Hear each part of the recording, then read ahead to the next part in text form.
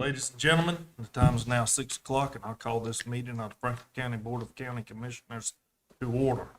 First item on our agenda is the Pledge of Allegiance.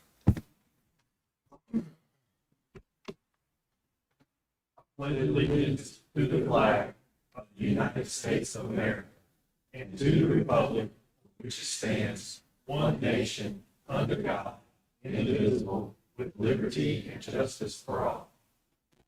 Thank you. You may be seated. Item number 1 on the agenda is the consent agenda. What's the pleasure of the board? Motion made. We have a motion Second. and a second. All in favor, say aye. Aye. All opposed, motion carries.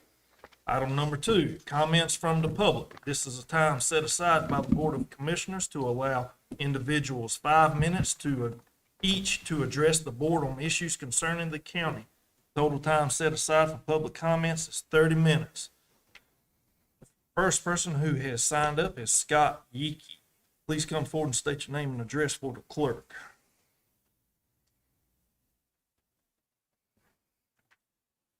Good evening. My name is Scott Yeake. I reside at 270 Stevens Way in Youngsville, North Carolina.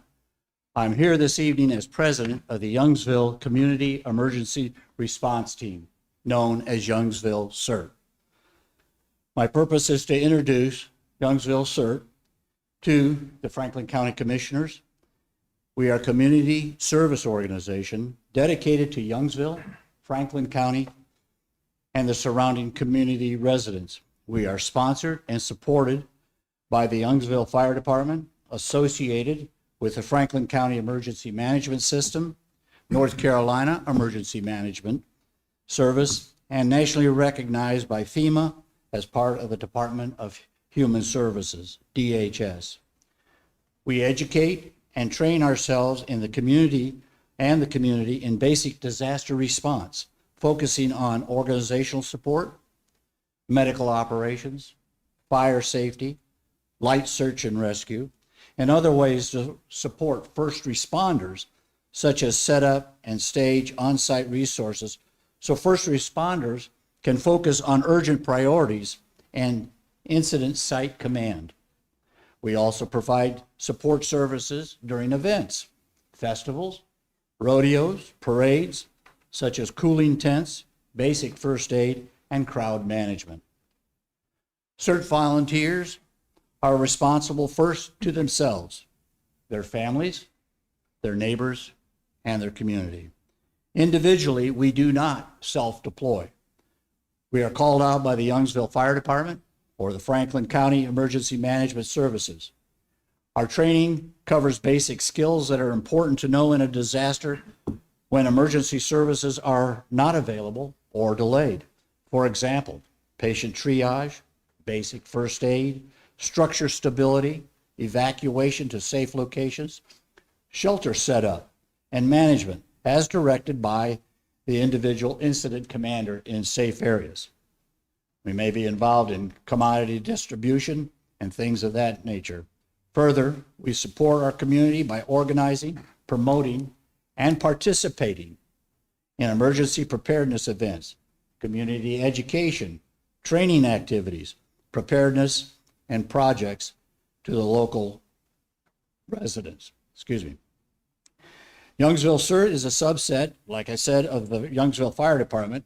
We grew out of the interest generated by the community during Hurricane Helene as part of the 211 call center. Youngsville CERT this year has assisted in the Tar River incident, Youngsville 150th celebration, Flying J Rodeo, and the Lake Royale 5th of July celebration. Since December 2024, we have logged over 627 hours of volunteer service. Under the support and direction of Chief Christmas, we have grown, become incorporated, and have applied to become a nonprofit 501(c)(3). Our meetings are open to the public. However, to participate in events, exercises, and training activities, we require the completion of the basic CERT course. And joining Youngsville CERT due to liability constraints. We provide training locally, however, additional and advanced training is available at the county, state, and national level in multiple disciplines like search and rescue, hazmat, disaster response, communications, shelter and distribution of emergency supplies, just to name a few. We are sponsoring our initial basic CERT course October 24th, 25th, and 26th at the Youngsville Fire Department. We are willing, trained, and ready to respond to the needs of Franklin County and Youngsville. Youngsville CERT, as well as all CERT organizations, welcome all volunteers, regardless of ability and disability. There is a position or a job for everyone. We are open to anyone in the surrounding communities to join us. We are happy to assist a community, church, school, or business in forming their own CERT program. We only require a desire to help our neighbors and community. We meet monthly at the Youngsville Fire Department, Station 1 on Wheaton Avenue, the first Thursday of the month. Mr. Make a motion, we extend the session. Second. We have a motion and a second. All in favor say aye. Aye. All opposed? Motion carries. Please continue, sir. Thank you. I'm almost done. We meet monthly at the Youngsville Fire Department, Station 1 on Wheaton Avenue, the first Thursday of the month at 1900. For you civilians, that's 7 o'clock. Okay. We are on the Youngsville Fire Department, and our goal is to, in the event of disaster, to provide the greatest good for the most people as quickly as possible. Thank you for your time. Thank you, sir. All right, the next person who is signed up to speak is Scott Strickland. Scott Strickland, 8435 Highway 56 East. I too have a CERT team called Bond CERT in Franklin County. We can, as a correction to one of the things, we can be activated also by the state EOC, which is in Raleigh, or the governor, which does declares the disaster. We also, in the last couple of weeks, we have been working on the boat that we got donated. Places that you never think will flood, like Cary. Well, town Lewisburg flooded years ago. The jail was underwater for a little bit. So you have to plan for things that you have seen. And so we're doing this. The reason why we reached out and just saying got a boat. And we now have been on the federal list if they need it anywhere, so they can call us. Now with FEMA, we don't know what's going to happen with that, whether it's going to stay, if it's going to go. Luckily, the president did call FEMA out to Texas. I had some people who want to reach out and go out to Texas. They haven't been deployed yet, but their name is on the list if they need to go. Bud CERT has grown over the years. Of course, y'all have heard me talk about it. They've taken medical classes. They do a lot of classes online, which you can get your certification online and do hands-on medical here, in the area here, wherever we have one set up. And so a lot of my people have done that. We also have been employed. We would have been at the rodeo, but on a Wednesday and everybody's going on vacation, it's hard to pull people together with a notification short like that. But we were planning on doing that. We asked early, no, we got it. But next year we'll be ready when it comes. We have a great team. We've done the fun run here for the hospital. We gonna do the one with the police department here on Thanksgiving morning, which is gonna take up the whole main street. And so they're gonna need a lot of resources to do that. Just over the weekend, got a phone call, Nick, our emergency management director, he says, hey, can you run down to Clifton Pond to see the water going over the dam? So we get a group, we go down there and we check things out. We also check several creeks over the rain during the week. That's things that CERT do, to try to protect the community and help with DOT blocking streets and stuff like that. So it is a great need, as well as helping with medical services too, with light stuff and CPR. And so we're coming along real great, and I'm proud, I know you heard us say this before. When we were with Bun Rescue, we started the Lake Royal Cert years ago. And it done wonderful 4th of July events and stuff. We had people, and now we're rebuilding that. Me and Samantha Royster with the state, go down there a lot and talk. And she called me the other day and asked me would I go. And so, we're trying to build that back up. And so we're working together hand in hand with our emergency management and resources here to make us better than we were before. And that's the great thing that I can do, because I ain't much left of me, but I'm still gung ho and wanting to do it. And I enjoy coming and letting you know what we're doing, because it's exciting for us to let y'all, because y'all supported us. And so if you don't know what's going on, then you don't know what we did. But we also have lots of hours. We spent 8 days on Tar River. It's numerous events that we get called out for. We went up to the lodge up in the Epsom area, stood by for a festival up there. We're going to be called back up there again to do another festival. And so it works out to not tie all of the resources we have in Franklin County when you got people that's certified to do certain areas of things, and it works out. And, staying in contact with your emergency management people, that's the main key to making this work. And I appreciate y'all giving us the faith and all your support. And I still need some more teams to play golf, but we're getting there. September 28th. Yep. Thank y'all. Thank you. Thank you. The next person we have to sign up to speak is Craig Blackford.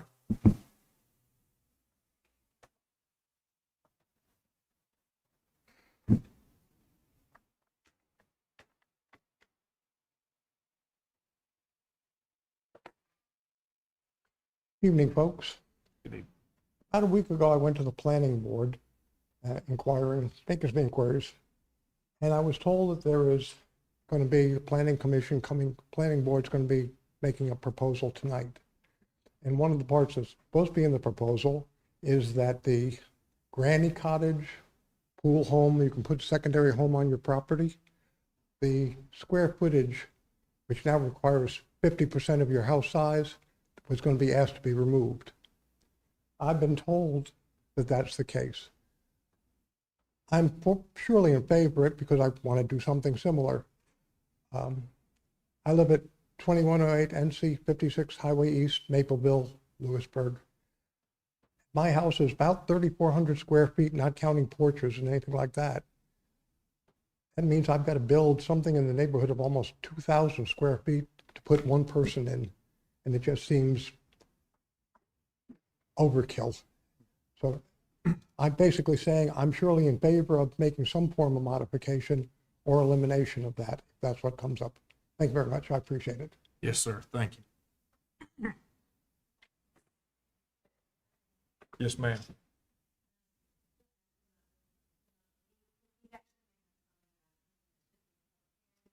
Yep.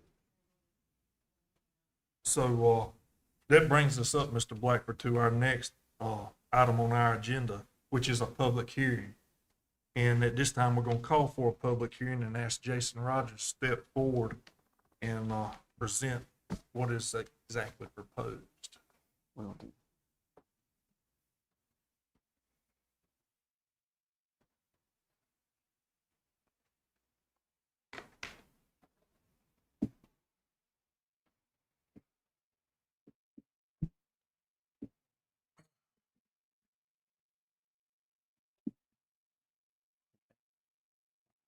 Thank you, Chairman Bunn and Board of Commissioners, for allowing me to speak to you all this evening.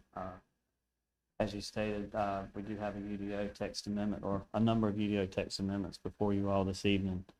I will go through each of these amendments, and feel free to interrupt me if you guys have any questions. I'll be glad to stop, and we'll address those questions and then move forward. The first of these amendments is related to accessory structures.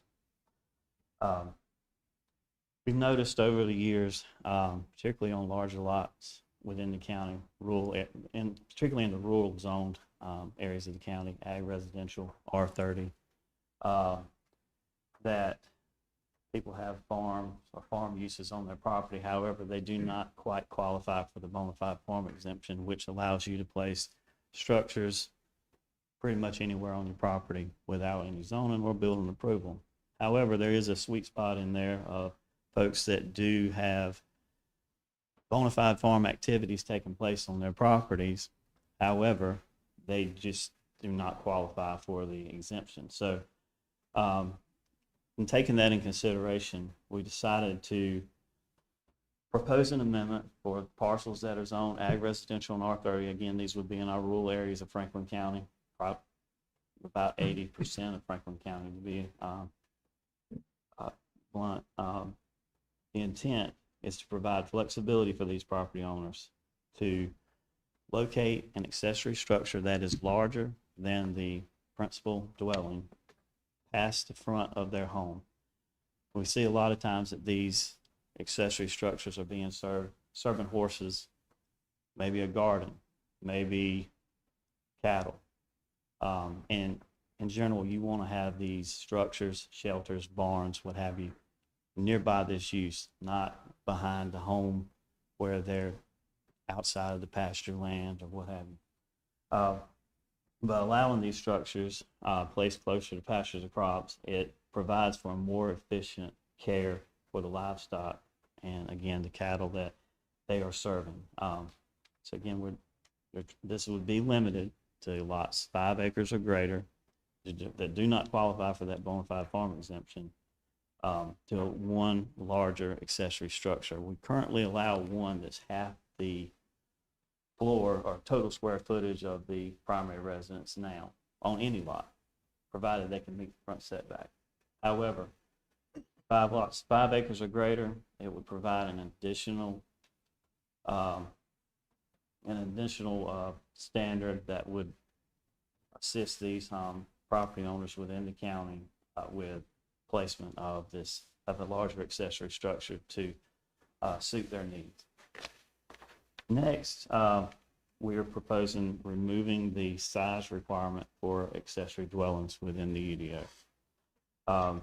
This change will allow for 2 dwellings of similar size or complete opposite sizes, but it will just allow for some flexibility there where homeowners aren't looking to double the size of their existing home to make one home an accessory dwelling, or vice versa, trying to shrink down an accessory dwelling for a grandmother or aging grandmother that wants to move in next door to their child, but still have some independent living, to not have to have the burden of meeting a size requirement. A lot of times we see the proposal come in, and what trips the requirement or keeps them out of qualifying is they've got a small 1-car garage on the home, or they don't have enough heated area in their existing home to qualify, and they're trying to add a porch or a deck to their home so that the accessory dwelling plans that they've drafted will meet the standard. Obviously, the lot size will determine a lot of this.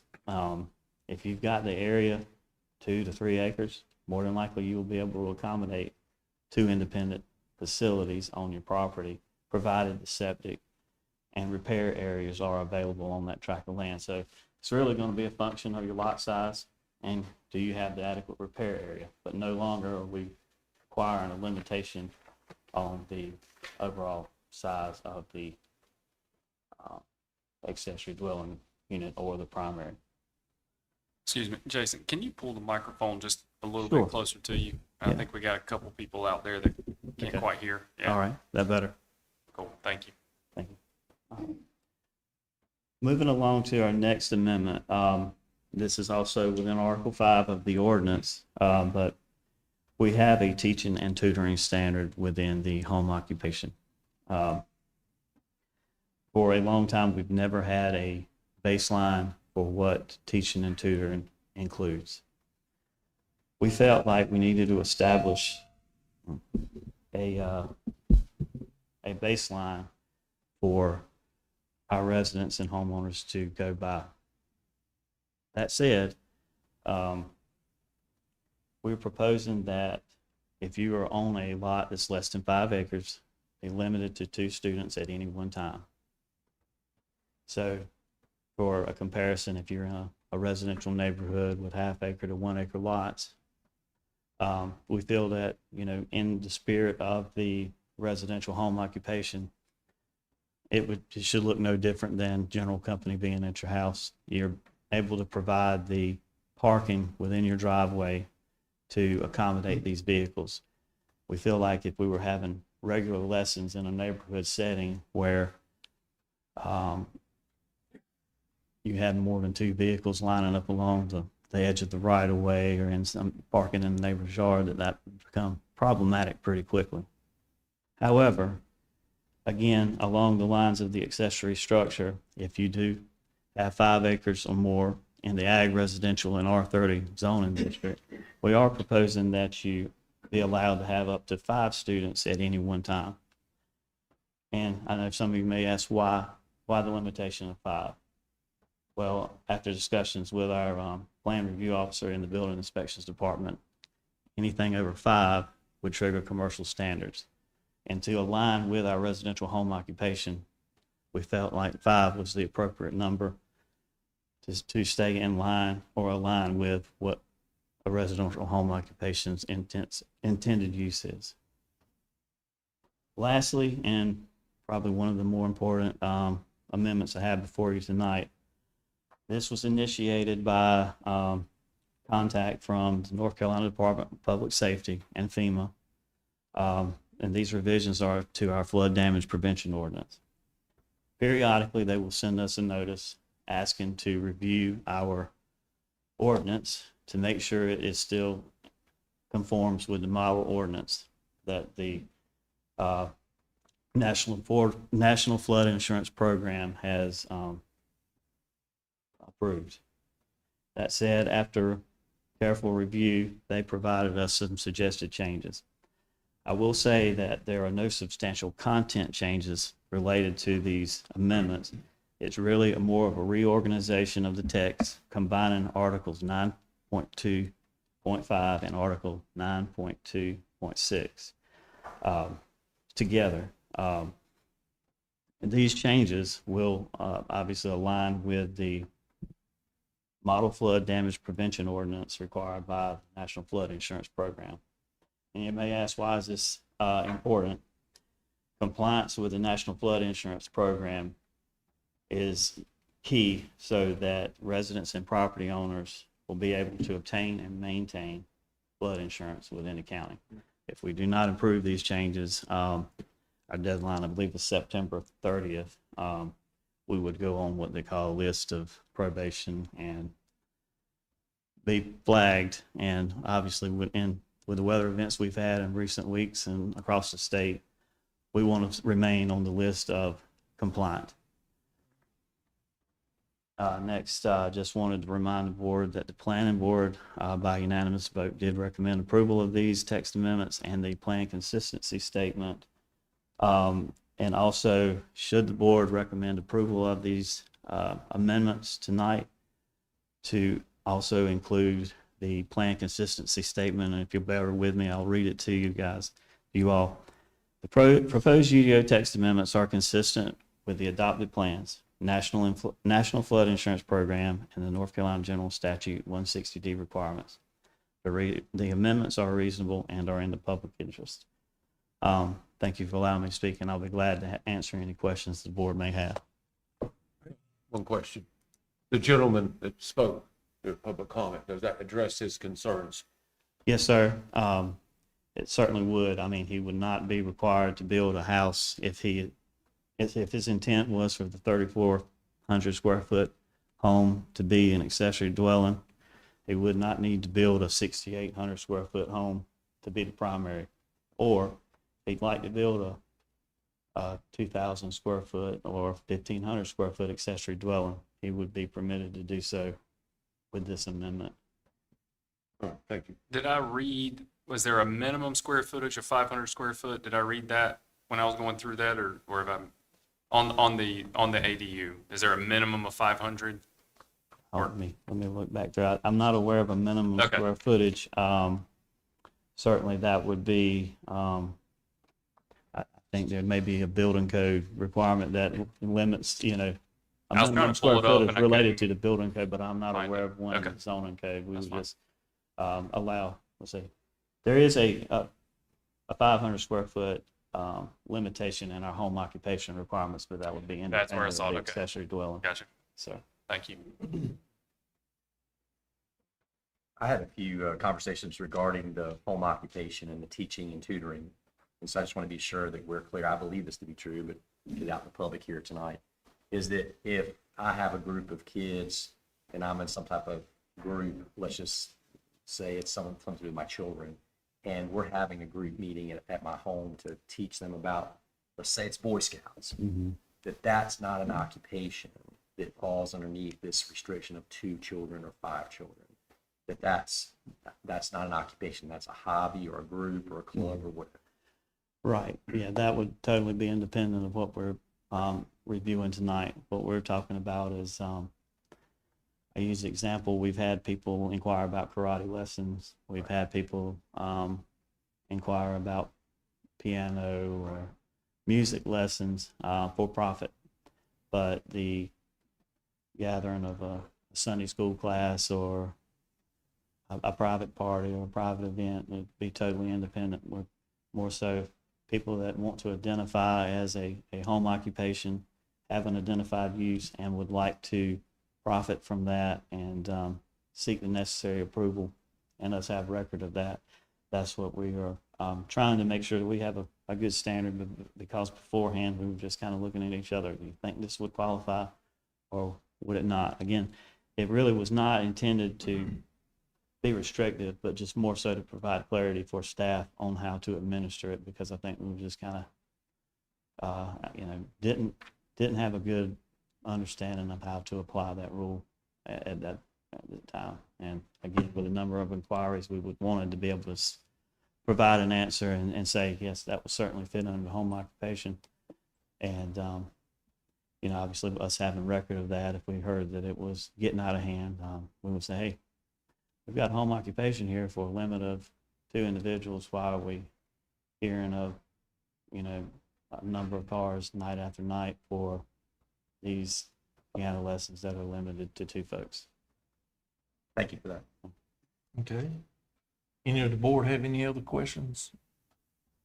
All right. We're in a public hearing, so at this time, I would like to ask anyone from the public, either for or against, to come forward. I'll make a motion. We conduct a public hearing. Second. Got a motion and a second. All in favor, say aye. Aye. All opposed? Now we're in a public hearing. Yes, we are. Now, anyone who would like to speak in favor, for or against, please come forward and state your case. Hearing none. I'll entertain a motion to close the public hearing. So sir. moved, Mr. Chairman. Second. We have a motion and a second. All in favor, say aye. Aye. Public hearing closed. What is the pleasure of the board? Mr. Chairman, I'd like to make a motion to approve the action requested tonight. Second. All right, we have a motion and a second. All in favor, say aye. Aye. All opposed? Motion carries. Well,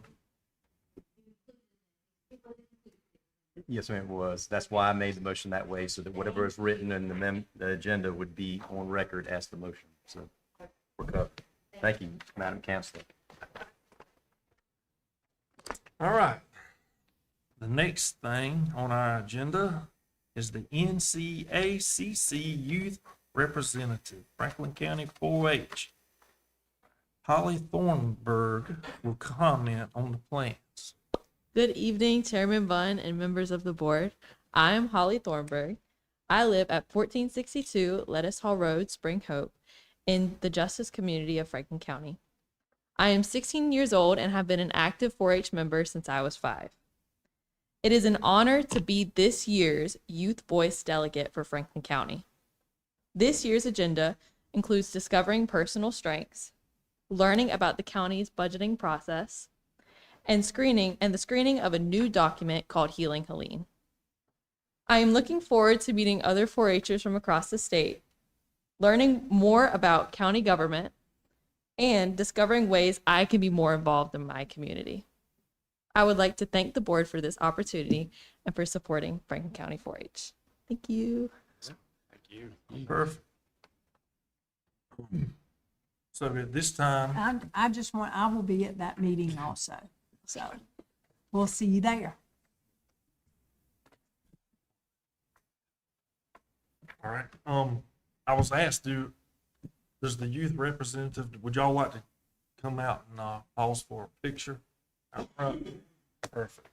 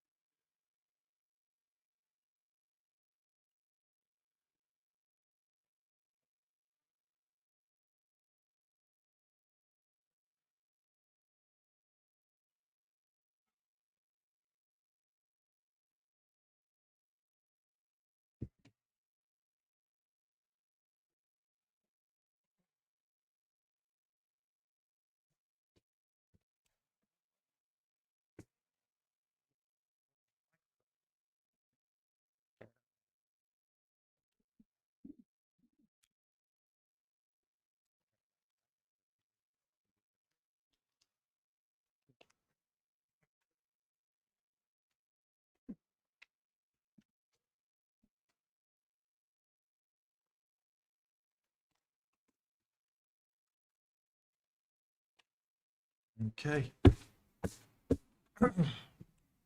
And this brings us to item number 5, our board manager and clerk's comments. Madam Attorney, do you have any comments? Madam Clerk? Mr. Ford? Yes, thank you, Mr. Chairman. My first item, I'd like to extend my thanks for the 2 CERT teams that we have present in here tonight, or their leaders, Mr. Yiki and Mr. Strickland. Appreciate all you do. We need all the help we can get. It always comes in handy. Get all you can get. Thank you very much. My next item, I'd like to extend a kudos or a thumbs up to our Governor Stein for his recent doing a extension, 2-year extension on driver's license renewals. I have heard so much about it at my stores, especially at Privet's Grocery, especially the meeting of the people. The Pilot City Hall meets there every morning and bends my ear. And I know myself, mine went out November 3rd last year, and I went a couple times, and I never could find where I get my renewal in 6 minutes. I'm still trying it, though. There you go. And I asked about that, and bit my ear on that one too. So anyway, I was glad to see that happen. It's going to help out, especially I think they went with them Saturday hours, and it's even worse on Saturdays than it is during the weekdays. But anyway, I appreciate Mr. Stein, Governor Stein's action on that. I attended the last board meeting, the Animal Control Advisory Board. Was very impressed with all the passion and everything to do with kittens and puppies, dogs and cats. It just overwhelmed me, something like that, getting all the attention. very passionate people. I'd like to extend my keep up the good work to our director, Mr. Jerry Jones, and his staff. They have a hard job ahead of them, been doing a hard job all along.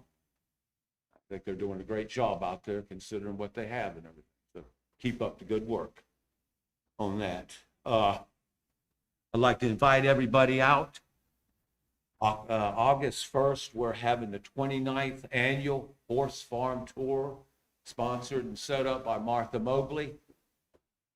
And I know one thing, I've been going to it for years and years, and we have to keep on getting bigger meeting spots. So we're meeting here now. So this is our third or fourth place, and it gets bigger and bigger, and the crowds get bigger and bigger. And I hope anybody that can come to that will come to it. I think they have 3 or 4 horse farms they go to on that Friday morning, and they conclude here around noontime for some more teaching and speeches and some eating and everything. So hope everybody can come to that.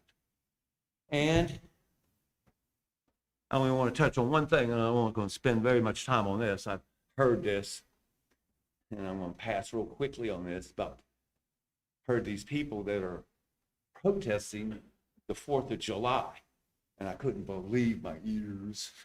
What in the world? They must have bumped their head or something. But I pray for them that they get over that one. Anyway, well, lost souls right there. But anyway, that concludes my session tonight. Thank you very much. Thank you, Mr. Boyd. Mr. Davis. And Mr. Foy, I did not protest the 4th of July. I celebrated it in style. So, Me too. yeah, just want to make sure I'm not those people. No. So, no comment. Mr. Shriver. I didn't have any comment, but with the comment, I have to have some comment. It's a good season to be proud American. We live in a great country, and while we have a few differences, I think if we would all just kind of shrug those and sit around the campfire and talk a little bit, you'd be surprised how much we have in common. And I'd be remiss if I didn't remind Mr. Foy that the consent agenda was mighty slim today, and that was very pleasing to me to see, based on some of the concerns you addressed, that this thing might get stacked up in some kind of amazing way, and just a few little items on there other than the normal minutes, and so I thought that was good to see. So I think staff's doing a great job. Kudos to staff for continuing to kind of shore things up and move in a positive direction. So that's all I'll offer today. Thank you, sir. Thank you, sir. Mr. May. Yes, sir. Let's see, I went to the ribbon cutting for the new solid waste convenience site in Youngsville. It's on Long Mill Road. They got a great big place out there. It looks good. And they told me today it was getting hot out there. They want a few shelters put up over some of the things. He said the worst thing is he has to go out there for every customer because it's new. They don't quite know what to do yet. Also, we went on the airport tour, and Mr. Bo Carlson, he done a great job. Great place over there, good staff. That's it for me. All right, Mr. Speed. No comment. Ms. Bragg. I also went on the airport tour. We learned a lot that day, didn't we? Mm-hmm. It was like, was it 60-some planes that are stationed out there now? Is that what they told us? Oh, that one. Was it more than that? I can't remember. Anyway. I think it's 68 with ground terminals, like the There you go. out there. Tie-downs. Yeah. Tie-downs, thank you. Yeah. And then more in And actual in the hangars. terminals, Mhm. yeah. It was really, really, it was educational, and I enjoyed that tour. It was good. So, I went to a refresher course on Robert's Rules of Order since the last meeting, and I thought that was real good too. Everybody can use a refresher course sometime on that. It was really good. Stuart, you went to that too, didn't you? You came to that. I stuck my head in there. You came in. You were there. So that was good. The hospital, I'm on the hospital board, and I learned more and more because I've asked them to, to give us more information about the Franklinton at Mariah Parham here in Franklin County, in Lewisburg. They see 37 patients a day in that little emergency room, and I thought that's an interesting number. they transport 5.5 of those people to the major, to Henderson, to the, hospital there every day. And they work well with our EMS, I understand, that, the Mariah Parham transports them themselves from one hospital to the other. They have their own transportation. However, if they're booked up or they're in a bind, or if it's an emergency that just can't wait, our EMS brings them in, but our EMS takes them to Henderson if they need to. They said they don't hesitate. They work well together with our EMS, and they will, if they can't do it, or if their EMS or their transport system's not there, our EMS goes right on to Henderson and takes them. So that's a good thing. I'm learning more and more about the hospital. They did have a fun run that Scott mentioned. It was on May the 31st, and they had 150 runners here in Lewisburg. I said, wow, they asked me, did I run? I said, no, I did not run. I'm not a runner. But that was a good thing too. And they raised $5,000 at that run. So, and I did some other things too since last meeting, but that's pretty much it. Okay. County manager, you have any comment? Thank you, Chairman. Good, thank you. That brings us to item number 6, our closed session. The board is asked to enter into closed session pursuant to the following North Carolina general statutes. NCGS 143-318.11A3, attorney-client privilege communication. A4, industry economic development. A5, real property purchase contracts and leases. A6, personnel. Ms. McCray, did you want to add something?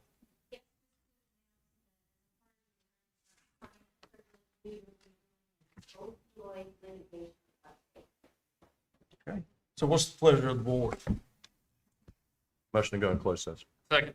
Have a motion and a second. All in favor say aye. Aye. All opposed? No. Motion carries. Hurry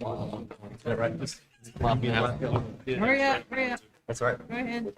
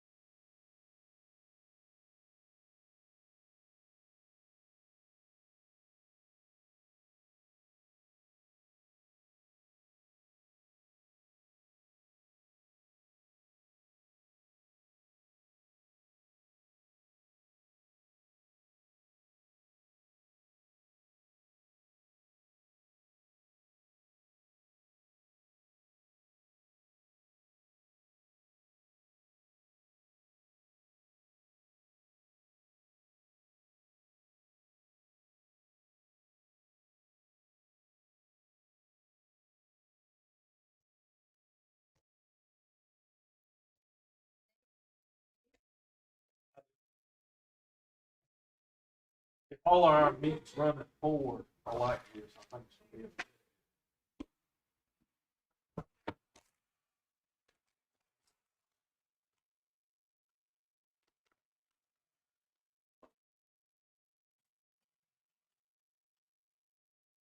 Find anything, Chris? Make a motion to come out of closed session. Second. Have a motion and a second. All in favor, say aye. Aye. All opposed, motion carries. Motion to adjourn. Second. I have a motion and a second. All in favor, say aye. Aye. Motion carries. Right.